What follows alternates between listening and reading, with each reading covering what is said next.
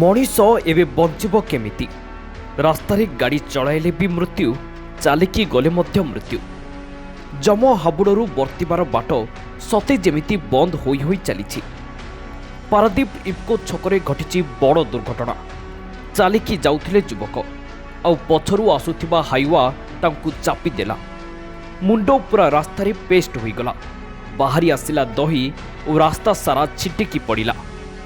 दुर्घटना दृश्य एते भयानक जे आमे देखाइबाकू भी साहस करि पारुनु आउ ए हेउची एक्सीडेंट परर स्थिति।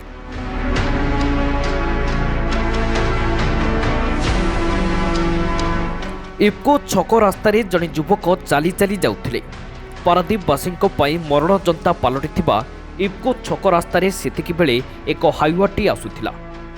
कौनसी कारणरू ड्राइवर भारसाम्य हराई हाइवा को सीधा युवकों मुंडरे चढ़ाई देले फल घटनास्थल ही तांकर मृत्यु घटी।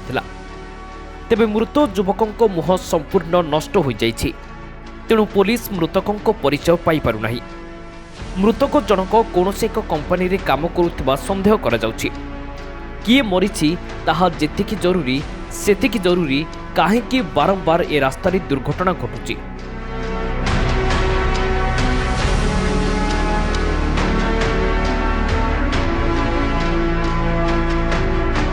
एहाकू केंद्र करी स्थानीय लोकों मध्य उत्तेजना प्रकाश पाइथिला।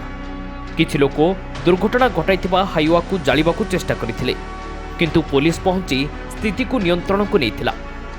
मात्र शव उठाइबा बेले लोके नाना दाबी रे विरोध करिथिले किंतु पुलिस लोकों को बुझासुझा करिबारे मामला थंडा पड़िथिला।